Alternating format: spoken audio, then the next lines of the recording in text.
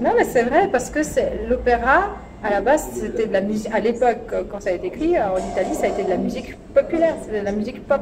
Rossini écrivait des tubes. Bon, il paraît que Mozart était très rock and roll dans sa façon d'être. Mais ouais. Leur but à l'époque, c'était d'être les Madonna d'aujourd'hui, c'était d'écrire le tube que tout le monde allait chantonner. Oui.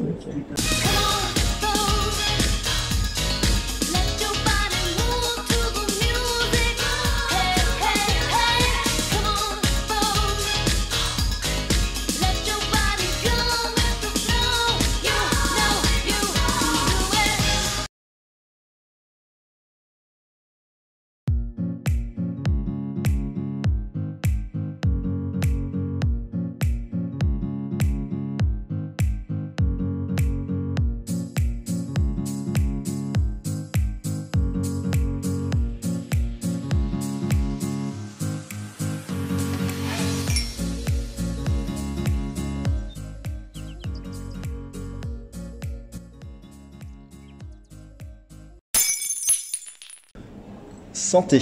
Enchantée, Patrick. Santé. Enchanté, Larissa. Bienvenue à l'apéro du Merci. chef. Un apéro du chef qui va être du coup, quand on le voit, sur le signe du glamour, de l'art, parce qu'en fait, tu es artiste lyrique. Exactement. Et je pense que la meilleure personne pour parler de toi, c'est toi. Donc, peux-tu te présenter à nos auditrices et auditeurs? Mais bien sûr, je m'appelle Larissa Rozanoff, je suis chanteuse lyrique, suisse, genevoise d'origine russe. D'accord. Donc je suis Rozanoff, je me suis dit, est-ce que c'est juste le marketing ou est-ce que non, non? c'est mon vrai nom, c'est le vrai nom de famille de mon papa et de ma maman. Je suis arrivée à Genève, j'avais 8 mois par le train depuis Moscou, parce que mon père est physicien au CERN, et donc voilà, c'est un des grands physiciens du CERN.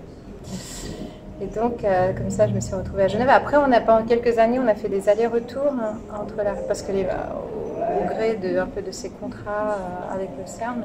Donc, j'ai commencé la musique à l'Institut Gnessine et à l'école Prokofiev à Moscou jusqu'à l'âge de 11 ans. Et puis après, j'étais à Genève tout le temps. J'ai fait donc le Conservatoire de Lausanne, le Conservatoire de Genève, HEC Genève en même temps que le Conservatoire. Ça, c'est le côté papa qui a dit tu peux chanter, mais je veux que tu aies un diplôme aussi économique. Papa et maman. Et maman, oui. Oui, à 16 ans, j'aurais dit je veux faire de la musique. Ils m'ont dit tu fais un autre diplôme? Ils n'ont pas dit non. Ils n'ont pas dit non. Ils ont dit tu fais un plan A, puis après tu fais un plan B, après tu fais ce que tu veux. Après tu fais ce que tu veux. Et donc voilà, donc j'ai fait HEC et en même temps le conservatoire et après voilà. Finalement j'ai fini par faire de la musique. Okay. Quelle spécialisation à HEC? Que je me souvienne, c'est très très longtemps, Patrick. Hein. C'était il y a 20 ans. À l'époque, c'était sciences économiques sociales, gestion d'entreprise. Voilà. D'accord. Tu n'avais pas gestion de la carrière solo d'une future cantatrice? Ils n'ont pas ce diplôme-là? Maintenant, ils ont des diplômes un peu en gestion culturelle, mais à l'époque, ça n'existait pas. Non. Sinon, j'aurais fait ça aurait été pas mal. Tu vois. Et en fait, tu as commencé ta formation artistique à l'école russe, c'est ça? Tu parles de quoi? De la musique? La musique, ouais. Alors, la musique, j'ai commencé quand j'avais 5 ans. À Moscou, dans une très grande école. J'ai commencé par le piano. Donc piano et chant dans des chœurs d'enfants, comme soliste dans les chœurs d'enfants. Et j'ai fait des très grandes tournées, on a fait des très grandes choses là-bas. Et puis après, une fois que j'étais à Genève, j'ai continué au conservatoire ici. Ok. Ça fait quoi de passer de l'école, de la formation comme on s'imagine à la russe, qui doit être très sérieux. Et puis là, le côté plus smooth genevois, ça a été le choc culturel ou au final? Est-ce que c'est plus smooth déjà? Est-ce que c'est plus dans les domaines? Le chant, je sais pas, mais est-ce qu'il y a de la danse en tout cas, peu importe moi, dans le monde. Moi, j'ai jamais étudié le chant russie, j'ai fait que du piano. Je peux te dire que les bases qu'ils m'ont données là-bas étaient très très solides. Très très solides, c'est-à-dire, je crois qu'à 6 ans, on avait 4 ou 6 heures de solfège déjà par semaine, plus tous les cours de piano. Les premiers concerts, je devais avoir 6 ans, ouais. Monter sur scène, c'est-à-dire que, en fait, peut-être la différence, c'est que là-bas, quand on fait de la musique, en tout cas dans ces écoles-là qui sont un peu prestigieuses, c'est sérieux. C'est-à-dire que tu as 6 ans et tu as une relation d'adulte à adulte avec ton prof. Okay. Il te parle de manière très sérieuse. Parfois, certains profs te vouvoient à 6 ans. Larissa, asseyez-vous s'il vous plaît, veuillez faire vos gammes. Enfin, C'est très, comment dire, c'est pas que c'est tellement dur, mais c'est-à-dire que c'est quelque... Non, c'est pas du tout militaire, c'est pas du tout ce que je voulais dire. C'est que c'est très sérieux. Ce n'est pas un loisir. D'accord. Si tu fais de la musique... Mais parce que tu étais dans cette école-là particulièrement ou de manière générale? Je ne peux pas parler des autres écoles parce que j'en ai pas fait, mais dans cette école-là où j'ai rencontré, il y avait Kissine qui était aussi dans cette école-là, et lui à 11 ans il jouait les concertos de Chopin, tu comprends? C'est-à-dire c'était très très sérieux.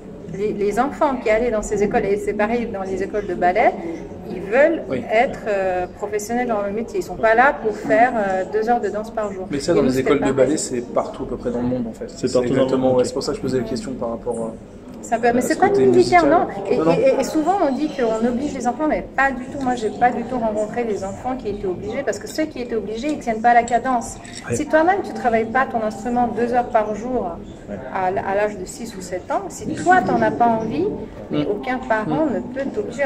Peut-être il y a des parents qui obligent, mais c'était en tout cas pas mon cas. Non, moi. Toi, ça a été un plaisir? C'était une passion.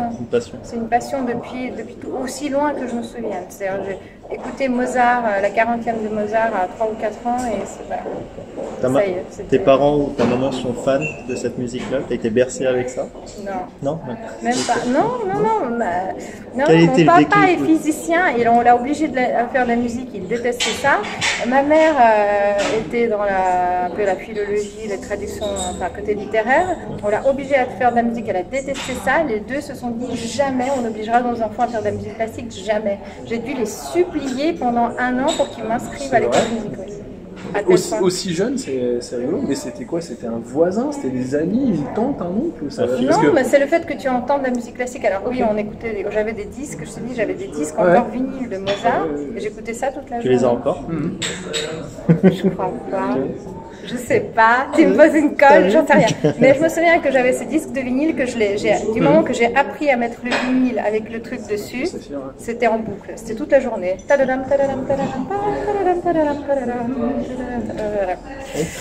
Et quand est-ce que ça s'explique pas? Quand est-ce que ta carrière a vraiment commencé pour toi? Si on peut parler d'un vrai début. C'est un peu difficile à dire. Je me souviens de mon premier un peu pas choc, mais la première fois que j'ai chanté en soliste avec l'orchestre. C'est-à-dire où tu as 80 musiciens qui jouent et toi tu chantes et tu es soliste. C'est-à-dire c'est pas qu'ils jouent pour toi, mais tu fais de la musique ensemble, mais c'est toi qu'on écoute. Ou une espèce de responsabilité où tu te rends compte que tu ne peux pas te planter parce que tu as 80 personnes qui jouent derrière toi. Et que tu peux pas dire attendez là voilà, il faut que ce jour-là ça m'a fait un vrai choc. J'ai senti une énorme responsabilité. Ça c'était à quel âge? Ça c'était au conservatoire. La première fois que j'ai chanté à l'orchestre c'était à la Haute École de Musique déjà à Genève avec orchestre. Avant j'ai chanté avec des ensembles ou voilà, mais je sais plus. Est-ce que tu te souviens de la sensation? Mais de la sensation de, tu sais, la responsabilité que tu as face à 80 collègues. Et si tu te plantes, c'est... Et tu te souviens comment tu as géré ça, cette pression-là? J'étais très stressée. Ouais. Je regardais le chef et j'étais très stressée. Et j'avais une très gentille collègue. Je me souviens, c'était Così fan tutte de Mozart. D'ailleurs, tu vois, on en revient à Mozart. C'était l'air de Fiordini, je me souviens plus si c'était le premier ou le deuxième. Je sais plus, c'était un des deux, ou les deux. Et j'avais une collègue mezzo qui chantait donc l'autre rôle de Dorabella. Et elle avait déjà beaucoup plus d'expérience que moi, elle avait déjà gagné plusieurs concours internationaux, enfin c'était déjà une chanteuse vraiment en carrière. Elle m'a dit c'est très très bien ce que tu fais, vas-y, c'est bon. Et je me souviens, ça m'a tellement, j'étais là, oh merci, c'est tellement gentil de ta part parce que c'est pas toujours, tu vois que, mais même dans toutes les carrières, quand tu es jeune, tu vois, tu sors d'une formation, tu commences une formation, ton premier stage en entreprise, c'est toujours un peu stressant et tu te sens wow, angoissant même. Angoissant, je sais pas, tu arrives dans une grande banque, dans une grande société, même en tant que stagiaire BT, tu vois, normalement, enfin je sais pas si c'est pareil pour tous les gens. Pour moi, c'était comme ça. Et d'avoir un petit soutien comme ça, un tout petit mot gentil. Pour le coup, ça me fait me poser cette question. Ça se passe comment en fait entre vous, entre chanteuses, alors je vais dire volontairement concurrents, même si c'est pas, pas le cas. Comment ça se passe? Parce que je sais en production ou en dehors? En dehors, dans la vie, dans le contexte professionnel. Cordial, est-ce que c'est plutôt une compétition et pour le coup, on essaie de pas se mélanger? Est-ce que vous savonnez la planche histoire de... Non, jamais. Une fois que tu es... Ce qui est difficile, c'est de rentrer dans le métier, mais je pense que c'est pareil pour tous les métiers. Si tu veux, je sais pas moi, si tu veux être... Par exemple, si ton rêve, c'est d'être chef d'entreprise, je sais pas, dans le monde du textile, le jour où tu arrives chez un grand nom, je sais pas, tu arrives chez Saint-Laurent ou Gucci, etc., tu vois, j'ai l'impression que ce qui est le plus difficile, c'est déjà d'être engagé par Gucci ou Saint-Laurent. Tu vois ce que je veux dire? Oui, et après, une fois que tu y es, tu dois faire tes preuves. Mais c'est vrai que la première étape, de pouvoir rentrer... J'ai l'impression que c'est plutôt la première étape qui est difficile. Parce que c'est là où tu as beaucoup de gens qui veulent faire la même chose. Il y a peu d'élus. Et voilà, exactement. Il y a beaucoup d'appelés, peu d'élus. Mais déjà, faire un conservatoire professionnel, déjà rentrer, déjà passer le concours, rentrer, c'est déjà difficile. Mais j'ai l'impression qu'une fois que tu as au moins passé cette étape, déjà, tu es entouré par des professeurs qui sont quand même bienveillants, par une école, par une structure. Tu es déjà dans une structure qui t'aide beaucoup. Et après, il y a des concours. Enfin, oui, voilà. Peut-être quand tu rentres, c'est difficile, mais ce n'est pas une bataille contre les autres. Hein. C'est à toi de prouver que tu es bon finalement. Tu vois, chaque fois que j'entre, maintenant je ne fais plus de concours, Dieu merci, mais à l'époque, les 5 ans que j'ai fait beaucoup de concours internationaux, le jour où j'ai compris que ce n'est pas les uns contre les autres, mais que c'est à toi de présenter le meilleur de toi-même, c'est ça en fait. C'est pas et ce qui est, tu vois, vous allez peut-être étonné, mais mes meilleurs amis aujourd'hui, c'est les gens que j'ai rencontrés dans les concours. Et c'est des sopranos, des mezzos, des ténors, Parce que vous avez vécu la même chose. Parce qu'on a vécu la même chose. Parce que tu vis quelque chose. Finalement, chacun vit ce stress du concours, de l'entretien, où tu vois, on est tous dans le même bateau. Est-ce que vous vous connaissez tous? Est-ce que finalement c'est un cercle tellement fermé que vous vous connaissez? C'est un cercle assez fermé. C'est-à-dire que tu connais à un moment donné à peu près tous les gens de ta génération. Je connais peut-être pas tous les gens d'une autre génération, à part ceux avec lesquels j'ai fait des productions. Je connais pas tous les jeunes, bien sûr, qui ont 20 ans aujourd'hui. Mais les gens de ma génération, pas tous, mais j'en connais beaucoup, parce que finalement, d'abord tu te croises dans tes études, après dans les concours, et puis après, Dieu merci, dans des productions un peu partout en Europe et voire dans le monde. Ça m'est arrivé d'arriver aux États-Unis et croiser un collègue que j'avais vu en Sicile, tu vois. C'est extraordinaire, c'est génial. Donc voilà, pour répondre à ta question, non, une fois que tu es dans le milieu professionnel, c'est plutôt des amis ou des collègues. C'est plutôt cordial que...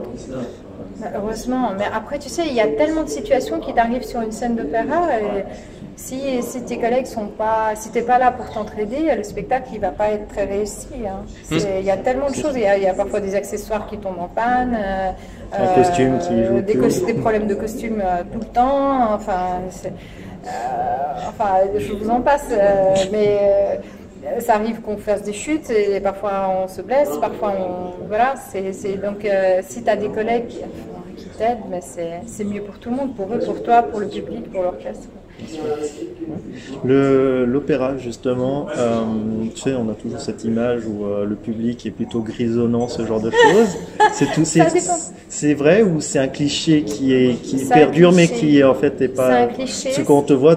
C'est un cliché, ça dépend beaucoup des pays. D'accord. Si tu vas en Chine, ta moyenne d'âge, elle va être entre 6 et 30 ans. Je veux dire, c'est un public très jeune. C'est le public qui s'intéresse parce que je sais pas si c'est une question de... L'ancienne génération a eu peut-être moins accès, tu vois, connaît peut-être moins... Vous connaissez que son opéra à eux, son opéra exactement, chinois. la musique traditionnelle. La musique classique en Chine, c'est beaucoup de jeunes. Hein. C'est les jeunes qui s'y intéressent. Ouais. Voilà. Si tu vas en Russie, c'est très jeune. C'est pas aussi jeune qu'en Chine, mais ça va être dans les 30, 40, 50. Si tu vas à Vienne Si tu vas à Vienne, tu vas avoir, ce sera plutôt une génération 50, 60, 60, 70. Ça dépend vraiment des villes, des traditions et des pays et où tu es. Dans les grands, par exemple en Italie, alors tu auras tout. Hein. Tu auras la poussette, hein. Pas à l'opéra, mais si c'est quand on a donné, si tu vas aux arènes de. Moi j'ai eu la chance de chanter aussi à Vérone, là-bas tu as des poussettes. Les gens viennent avec le bébé. Hein. D'accord. Non, mais c'est vrai, parce que l'opéra, à la base, c'était de la musique. À l'époque, quand ça a été écrit, en Italie, ça a été de la musique populaire, c'était de la musique pop. Rossini écrivait des tubes. Bon, il paraît que Mozart était très rock and roll dans sa façon d'être. Ouais. Leur but à l'époque, c'était d'être les Madonna d'aujourd'hui, c'était d'écrire le tube que tout le monde allait chantonner. Oui. La donna mobile, je veux dire, Verdi a écrit ça pour que tout le monde dans la rue chantonne dans la tête. Oui. Alors que de nos jours, on a cette image tellement élitiste, limite inaccessible pour le commun des mortels. C'est un peu dommage, je trouve, parce que il y a beaucoup il y a des grands efforts qui ont été faits pour moderniser l'opéra, mais après c'est une question de culture. En Italie, tu te promènes et tu entends les gens chanter Verdi à leur fenêtre en faisant la lessive. Mais oui, mais ça fait partie de la culture et c'est peut-être moins le cas, comme tu dis, à Vienne ou chez nous, parce que les gens n'ont déjà pas l'habitude de chanter aux fenêtres. Moi, tu sais, comment c'est chez nous, justement, c'est multigénérationnel, c'est musique d'attente quand t'appelles l'office de la population. Mais... Chez nous, ça dépend des spectacles, parce qu'il y a aussi des spectacles qui se font. Par exemple, l'OSR a fait un super cycle, un peu, tu sais, de dimanche ou samedi pour les enfants. Et en fait, de nouveau, tu as plein d'enfants dans la salle. Chez nous, il y a peut-être un peu moins la tradition d'amener les petits-enfants au grand concert. Et je trouve ça personnellement dommage, parce que l'amour de la musique classique, il peut pas venir tout d'un coup quand tu as... Enfin, ça peut arriver aussi, mais ça vient moins quand tu as 15, 20, 25 ans. C'est bien plus jeune. Il faut, voilà, si tu emmènes ton enfant déjà à écouter des grands interprètes, des grandes œuvres et des grands concerts quand ils sont jeunes, quelque part ça va leur rester comme souvenir, tu vois, après de toute façon, toute leur vie, après ils vont comprendre et apprécier la musique classique. Parce que c'est une musique qui est très accessible, c'est une musique qui a été écrite pour tout le monde. Donc voilà, il faut faire ce travail, c'est tout simple, il faut faire ce travail. Hein. Je suis désolée de le dire, mais nous avons pratiquement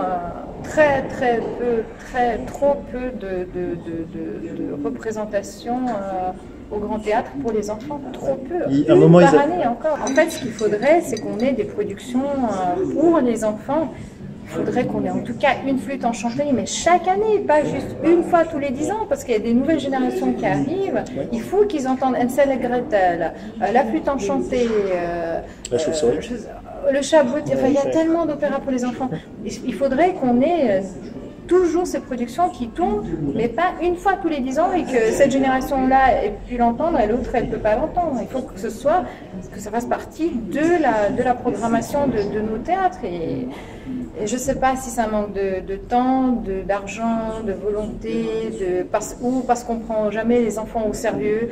Mais tu vois, c'est ça la différence, c'est que moi j'ai eu la chance de connaître ces 5-6 ans dans ma vie où la musique, j'avais justement entre 5 et 11 ans, où la musique c'est quelque chose de sérieux et on te traite de manière sérieuse et on t'amène voir les opéras, certes avec des sujets, on va pas amener Wagner, hein, mais n'importe quel opéra de Mozart est accessible à tous les enfants à partir de 5-6 ans. C'est important de donner accès aux enfants, pas au spectacle uniquement pour les enfants, mais leur donner accès, oui, au spectacle entre guillemets pour adultes, c'est-à-dire amener un enfant écouter une 40e de Mozart, c'est absolument accessible pour lui. Et c'est pas un orchestre de je sais pas moi, du 3e zone qui doit jouer, il doit entendre l'OSR. Ce qu'ils font, c'est superbe d'ailleurs. C'est dimanche là pour les enfants, c'est plein à craquer, il n'y a pas de billets, tout est vendu 3 mois à l'avance d'ailleurs. Est-ce que c'est aussi des prix qui sont faits pour que ce soit plein?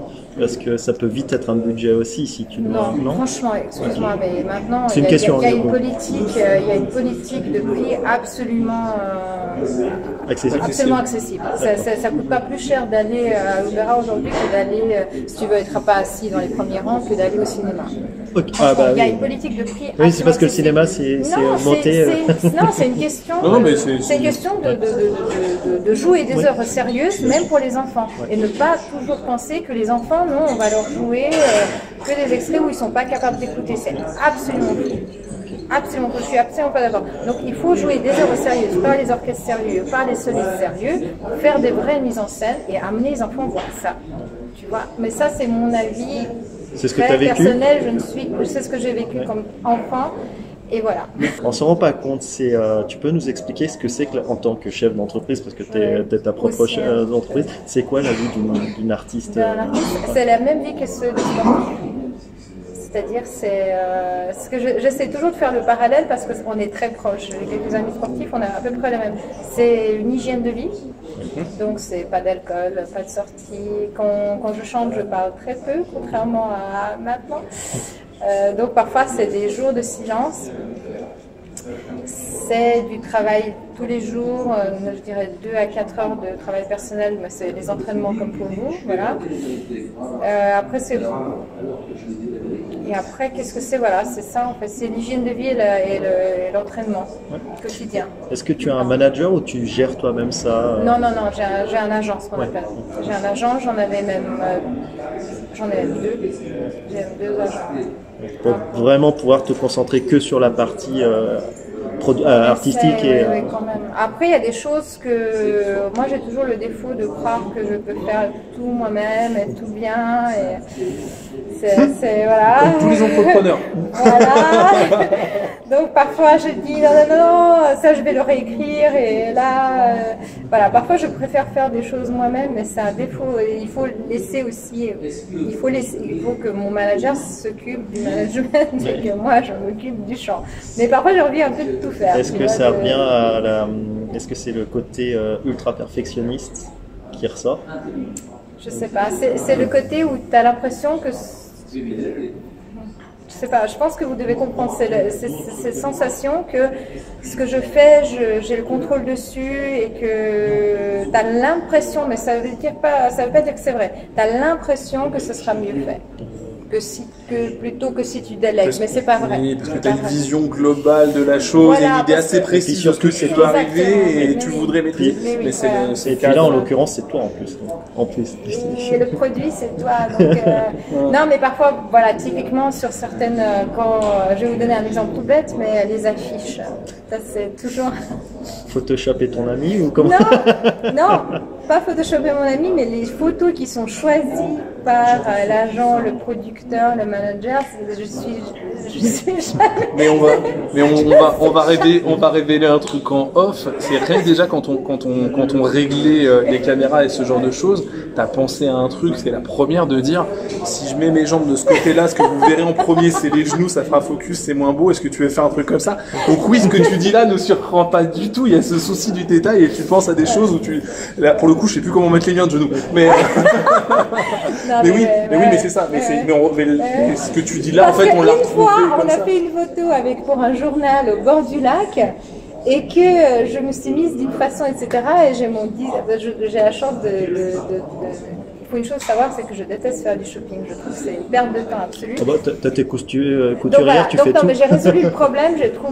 On m'a trouvé un designer où j'arrive et voilà, j'ai une présélection. J'ai qu'à essayer en 2 heures, c'est réglé. Voilà, c'est ça. Et donc, une fois, on a fait une session photo et voilà, et j'ai vu qu'il y avait un problème. Alors, c'était horrible. Je me suis dit, mais comment j'ai pu ne pas penser à... Il m'a fait tout un email en me disant, mais Larissa, mais la robe, regarde, elle est pliée, pas de la bonne manière. Et tu te soignes par rapport à ça? Moi, je me soigne. Moi, j'ai tendance à vouloir faire ça et j'essaie de me soigner, mais c'est... Je me soigne. J'ai fait toute une psychothérapie. Et ça va mieux parce que moi, j'en suis au début et j'aimerais savoir. Écoute, maintenant, j'ai une agente parce que c'est une femme qui est vraiment... Je dois dire que c'est quelqu'un qui me dépasse encore largement au niveau de l'énergie, de l'enthousiasme. Est-ce que tu l'écoutes? Voilà, c'est ça. Je l'écoute parce que j'ai vu que le résultat est mieux que ce que... Non, mais tu parlais, toi qui fais tout, tu sais, tu parlais des genoux, mais elle a failli faire repeindre les sièges, j'ai fait le truc. Non, mais c'est ça, elle a dit, ah, mais si j'avais su la couleur des sièges et tout. Bon, j'ai appris que j'avais pas d'entendre ma couleur, je crois, mais je suis là de dire, mais... mais c'est ça. Non, mais évidemment, mais tu es dans un métier de spectacle, donc forcément, l'image et des choses non, mais moi, que je te tu dis vois un exemple tangible, mais après, il y a mais 40 non, mais c'est ça. Oui, mais c'est cet esprit. Là, on a fait un grand enregistrement pour la RTS, vraiment 2 heures de concert, etc. Et il y a un des instrumentistes qui m'a fait une remarque sur un morceau, mais ça m'a travaillé pendant 2 semaines. J'ai réécouté 40 000 fois. Mais tu peux pas faire ton métier si t'es pas perfectionniste. Tu vois, par exemple, je sais pas, un Wawrinka ou une Sharapova, ils s'entraînent comme nous, tu vois. Mais le jour où tu arrives dans l'arène ou à Roland Garros ailleurs, ou nous, le jour où tu arrives sur scène, là, il faut lâcher prise. Ah ben c'est Tu obligatoire. vois, sinon, ton sens de... ça va pas te lâcher. C'est-à-dire que à un moment donné, je me suis dit, parce que tu sais, tu te prends un peu le chou, quoi, avec ça. Mais à un moment donné, je me dis, je fais tout le boulot qu'il faut, que je dois les 3 mois avant la représentation, mais le jour où je suis sur scène, allez, c'est bon. Ah, mais ça, voilà, là, il faut lâcher prise. Ah bah c'est la faculté d'un artiste, d'un sportif, c'est que enfin, le stress et l'angoisse, on l'a avant, et à partir du moment où le rideau s'ouvre ou que machin, oui, il faut plus parce que il faut faire confiance au travail que tu as fait avec les coachs, avec une fois, je peux te dire, en exclusivité, on a eu un fou rire. Et en fait, ah oui. Et en fait, le fou rire, parce que forcément tu répètes, il y a des trucs qui arrivent pour les répétitions. Forcément, je sais pas, tu passes un objet, puis l'autre il le regarde pas, le truc tombe, tout le monde éclate de rire. Ça arrive tout le temps. Sauf qu'il ne faut pas se focaliser là-dessus quand tu es sur scène. Mais... Et là, c'était typiquement, on était fatigués, c'était la 15e représentation du Don Juan, on n'en pouvait plus. On avait un drap qu'on devait tirer, donc comme ça, moi et le baryton, et en fait, ce drap, systématiquement, il tombait. Et donc le metteur en scène n'arrêtait pas de nous dire « tirez le drap », pour qu'il soit bien, imagine qu'avec Patrick, on tient un truc, pour qu'il soit bien tendu. Et donc on était tellement fatigués, on avait tellement plus le crack, parce que c'était de la 15e truc, ça faisait 3 mois qu'on était sur le projet. Et donc le baryton fait un peu comme ça, parce qu'il faisait Don Juan, tu sais. Ah bah il était dans le personnage. Non, mais lui, il était dans le personnage. Il était dans le personnage. Et moi je pars en fou rire, quoi. Mais c'était horrible. Et tu pars en fou rire, tu peux pas chanter. Oui. Ah bah oui. Parce que tu es en train de rire. C'était horrible. C'était le pire moment. Je me suis dit plus jamais ça.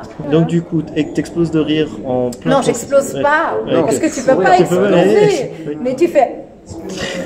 Mais le pire, c'est que tu peux pas chanter. Quand ça, là, j'ai appris que et lui, il me voit rire. Et comment ça, et lui, c'est ça. Il commence.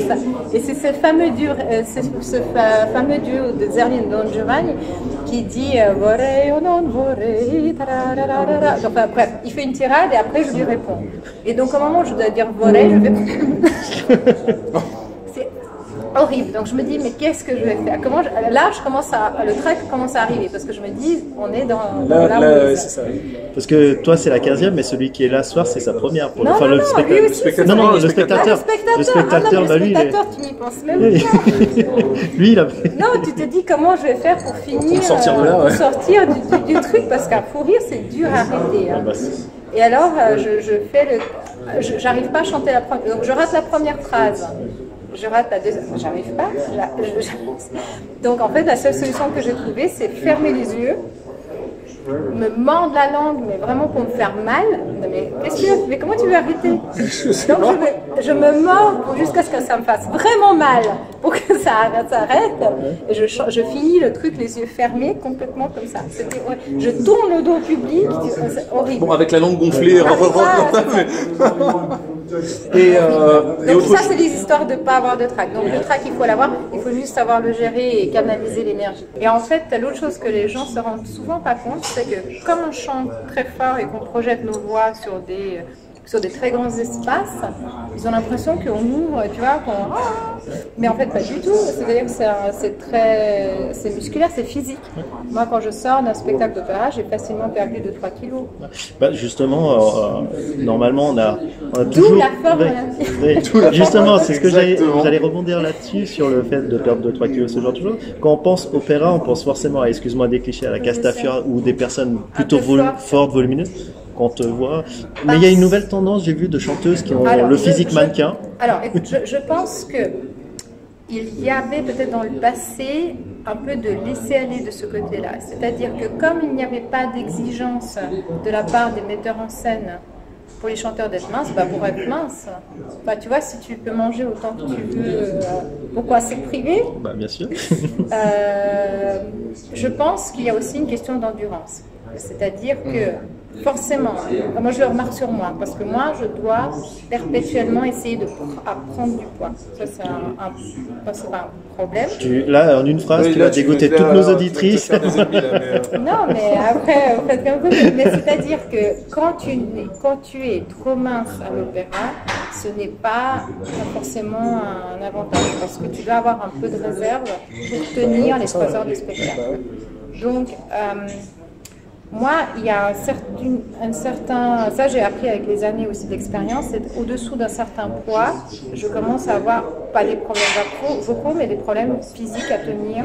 C'est le poids de forme, quoi. C'est le poids de forme. C'est encore un point commun avec les sportifs. Exactement. En dessous d'un certain poids, on sait qu'on n'est pas bien, ça marche pas. Et au-dessous d'un certain au-dessus d'un certain poids, on est aussi moins à l'aise corporellement pour faire certaines chorégraphies, parce qu'on a parfois des chorégraphies à faire. Donc c'est le métier qui a changé, qui vous impose maintenant, enfin qui ne tolère moins ce côté voluptueux. C'est les metteurs en scène qui veulent des chanteuses qui soient capables aujourd'hui de danser, de chanter. C'est-à-dire ils ont des exigences qui se rapprochent plus du théâtre musical. Mais regardez par exemple à l'opérette, les chanteurs ont toujours été minces ou dans le musical. Pourtant c'est pas très éloigné quand même de l'opéra, parce que les exigences des metteurs en scène ont toujours été qu'ils doivent chanter, danser et jouer en même temps.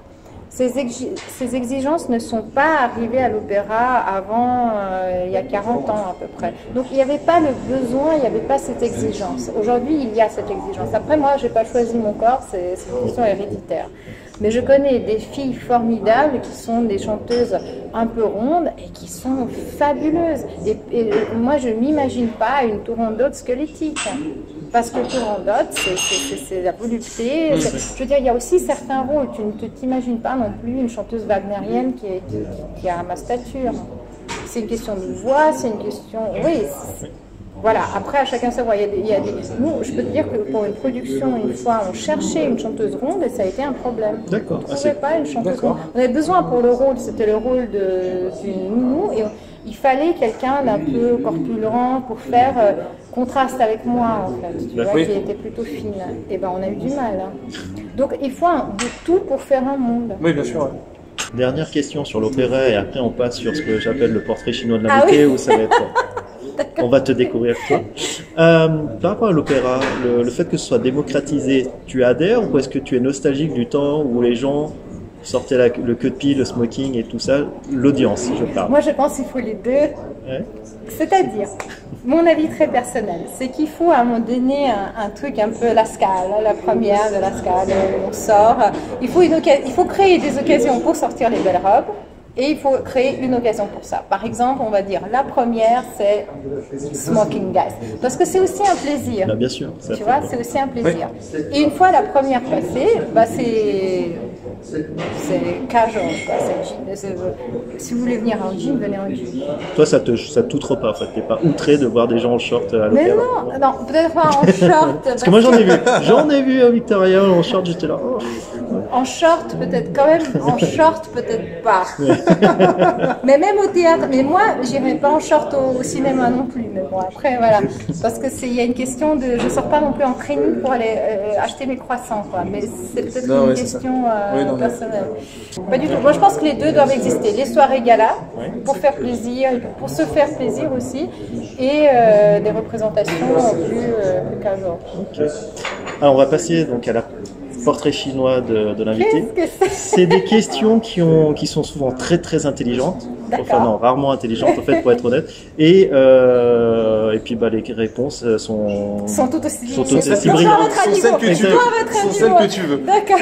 Alors, la question que je pose toujours la même. La première, c'est comment on devient chef. C'est l'apéro du chef. Comment on devient chef d'entreprise, ou chef, ou mener sa carrière et compagnie. C'est une question très intelligente, Patrick. C'est la seule. C'est la seule. Écoute, alors, si tu veux que je parle de... On va aborder l'aspect un peu grain de sel, qui est l'association que j'ai cofondée. ce n'est pas que je ou nous avons voulu le faire, c'est les circonstances qui nous ont amenés à ça. Donc, pour répondre à ta question, je ne pense pas qu'on devienne chef parce qu'on s'est fixé comme objectif d'être chef. Tu vois ce que je veux dire? Je pense qu'à un moment donné, tu fais un métier qui te passionne et les circonstances autour de toi font que tu deviens que tu deviennes entrepreneur, que tu deviens chef d'une entreprise. Nous, avec Grande Scène, on a été confrontés à une situation où on nous a commandé un spectacle par le cercle Richard Wagner à Genève. On leur a créé un spectacle sur mesure et ce spectacle a eu tellement de succès qu'à un moment donné, il a fallu créer une structure pour ce spectacle. Qu'est-ce que Larissa chante sous la douche? Pardon? Qu'est-ce que Larissa chante sous la douche? Sous la douche? Rien. Rien? Tu chantes pas sous la douche? Non, non. Jamais, parce que ça, je vais te dire pourquoi, parce que sinon j'arrive pas à prendre ma douche. Ça, Oh, ça me rappelle le boulot. Moi, j'y arrive super bien. c'est-à-dire que, comment dire, ma voix couvre largement la douche, et donc ça résonne trop dans la salle. Non, je peux pas faire de son dans la salle de bain, à part faire de... C'est pas possible, parce que si je chante, ça va résonner tellement que ça va me... Ok. Ouais, j'ai pas pensé à ce détail, effectivement. Si t'étais une musique, une chanson, pardon. Une chanson, une chanson, une chanson, donc ouais. pas classique. Ce que tu veux. Non, moi je serais un air d'opéra quand même. Lequel? Ah, lequel? Voilà, ça c'est la question. Lequel? Quelque chose un air joyeux et sensuel en même temps. Qu'est-ce qu'on a? Manon, l'air de Manon. Je suis encore... Non, pas celui-là, le deuxième. Dans Manon, c'est « Je marche sur tous les chemins, aussi bien », quelque chose comme ça. Ou Norina, dans Donizetti. Alors là, Son premier air c'est... Mais que Patrick connaît par cœur. Bah oui, que Patrick va pouvoir te chanter. Alors j'ai certains talents. Donc, voilà. Je l'aurais fait aussi bien, mais laissons-lui l'honneur. Je serais un air de bel canto positif et joyeux. Voilà. Si t'étais une chanson paillarde. Une chanson paillarde. Paillarde? Ouais, enfin un peu. Ça veut dire qu'on peut pas chanter. Qu'on peut pas chanter ici, mais qui a on va dire un niveau culturel plutôt ras des pâquerettes. Est-ce que tu écoutes ce genre de chanson? Ce n'est pas ras des pâquerettes, mais peut-être une chanson d'un barde, c'est-à-dire que je serais soit une chanson de Wysocki, je ne pense pas que vous connaissez, soit une chanson de Gainsbourg. C'est-à-dire quelque chose de poétique et presque tribal. Et voilà, presque correct. Exactement. Okay. Si tu étais un auteur. Ah, j'en ai plein, tu vois, Pouchkine. Okay. Un réalisateur de film. Coppola. Père ou fille? Père. Ah. J'aurais bien aimé être la fille aussi parce que je trouve génial ce qu'elle fait, mais père, ouais. Laquelle œuvre, tu vas pas me dire laquelle œuvre qui t'a le plus parlé? Le Parrain, mais parce que j'ai encore regardé ça hier, mais... Apocalypse Now avec le chevauché des Valkyries ou même pas? Pourquoi pas? Oui, c'est pas celle qui me vient à l'esprit, mais oui. Okay. Parce qu'il est italien. Dolce Visconti, ouais. Bien sûr. Tout ce qui est... Moi, j'adore l'italien. Moi, j'aurais pu être... je suis née suisse-russe, mais j'aurais dû naître italienne, moi. C'était une gourmandise. Tiramisu. Arrête sur l'italien. Effectivement. Facile. Tu croises l'adolescente que tu étais à 16 ans. Qu'est-ce que tu lui dis? Va, je sais. N'écoute pas tes parents. Non, je sais pas. Je sais pas si je lui dirais n'écoute pas tes parents, mais j'hésiterais. J'hésiterais quand même à lui dire. Tu vois, le problème c'est que tu peux pas. Je pense que j'aurais fait tout pareil, mais finalement, tu vois, le fait d'avoir fait HEC, ça m'apporte aujourd'hui plein de choses. Tu vois, mine de rien. Rien que pour le Grande Scène, à 16 ans quand même, foncer tout de suite là-dedans, est-ce que ça aurait pas été plus rapide et plus facile? Je pense pas. Est-ce que l'énergie que tu as mis à HEC aurait pas aidé ta carrière? Pas aidé, non, ouais, mais tu vois, voilà. Mais bon, après, si tes parents sont pas d'accord, tu peux pas. Tu n'étais pas du genre à claquer la porte. Je vais à Paris ou je vais à Moscou, je vous abandonne, je me lance, j'y crois. Non, rebelle, non, j'étais toujours une fille très entêtée, très têtue, j'ai un objectif, j'y vais, mais pas rebelle à claquer les portes, non. Un peu, j'écoutais quand même d'une oreille. Une personnalité avec qui tu aimerais passer une soirée à refaire le monde et une autre, ou voir la même, plus si affinité. Ah, plus si affinité. Une personne avec laquelle j'aimerais bien discuter, c'est étonnant hein, pour toi peut-être, mais ce serait la reine Elisabeth. Parce que je pense que, et là, c'est une personne qui a traversé le siècle. Donc, une guerre. Moi, j'adorais malheureusement, mon grand-père est parti il avait, je vais dire, 94 ans, et je pouvais passer des heures à parler avec lui, parce qu'il a connu la Deuxième Guerre mondiale, Staline, enfin, il a tout connu. Il a rencontré Montserrat Caballé, Similianato, Calas, enfin, c'était, tu vois, je pense quelqu'un quand même qui a, peu importe la personne, mais finalement, une personne qui a du vécu, ouais, ce serait extraordinaire. En parlant de vécu. Et pour la nuit, non, avec la reine Elisabeth. Ah bah écoute. Aux auditrices et auditeurs plutôt jeunes qui nous regardent, en tant que quel conseil tu pourrais leur donner dans l'optique s'ils veulent avoir la même carrière que toi, par exemple? Alors, j'aurais plusieurs conseils à leur donner. Première chose, c'est apprenez les langues. Moi, j'en parle 6. Je ne parle pas tous bien, j'en parle que 4 vraiment bien. Mais, vraiment, les langues, ça vous ouvre aux gens. C'est-à-dire, je me souviendrai toujours, j'avais pas fait beaucoup d'espagnol, j'avais quelques bases, mais le jour où je suis arrivée à Cuba et que j'ai parlé en espagnol aux gens, ça change tout. Ça change tout. Tu vois, et pareil en Amérique latine, je pense que je n'aurais jamais fait les rencontres que j'ai faites si je parlais pas un minimum de... Mais parfois, il faut pas... Tu vois, même si tu parles juste de 3 mots, même les gens, ça les ouvre. Donc, c'est un conseil, d'ailleurs, que m'ont donné mes parents. J'avais absolument aucune envie, comme beaucoup de collégiens, lycéens, d'apprendre l'allemand. Je me suis vraiment forcée. Mais le plaisir que tu as aujourd'hui d'arriver à Berlin et de pouvoir parler avec les gens. Et la deuxième chose, c'est faites ce que vous avez envie, mais faites-le bien. Tu vois, si tu veux être, je sais pas, même si tu balayes la rue, que tu sois le meilleur balayeur du quartier, tu vois ce que je veux dire. Peu importe ce que tu fais. Les enfants aujourd'hui demandent quel est le métier qu'on peut faire pour gagner beaucoup d'argent. Et je pense qu'on peut gagner de l'argent dans tous les métiers, y compris, de nouveau, je reviens, excusez-moi, mon balayage de rue, mais si tu es hyper compétent dans le truc, et que tu montes ta société de nettoyage et que tu as plein de clients, tu comprends, dans le domaine, mais tu vas être plus riche que le gars qui est banquier. Donc, faites quelque chose que vous avez une passion, que vous aimez réellement, et après faites-le bien, vraiment à fond, quoi. Fais les choses bien, à fond, et va te renseigner et aussi sortir. Voilà, pardon, dernier conseil, on sent le vécu, hein, Patrick. Mais dernière chose, c'est partir de chez soi. C'est-à-dire, à un moment donné, bon, comme tous les parents ne veulent pas lâcher les enfants. Hein. À un moment donné, mon mari m'a pris par la main, mais littéralement, il dit on part faire un tour du monde, 1 an. Mon conservatoire, mon travail, mon machin, mes trucs, c'est vraiment la fois où j'ai dit ok, je lui fais confiance, enfin voilà, comme ce qu'on disait, lâcher prise, faire confiance à l'autre, etc., etc.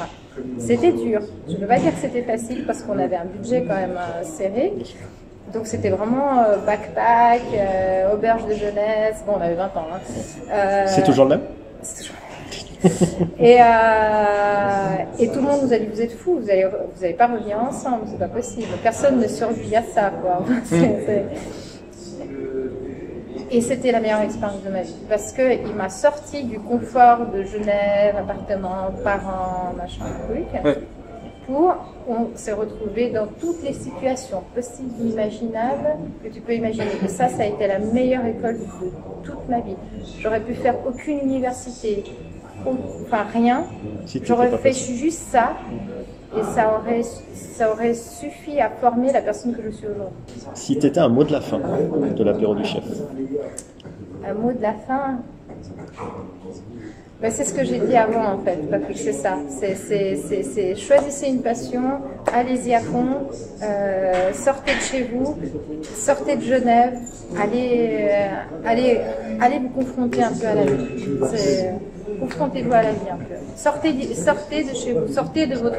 Voilà, je vais dire ça comme ça, sortez de votre zone de confort. Magnifique, c'est un mot que j'apprécie beaucoup. Sortez. Merci beaucoup. Merci à vous.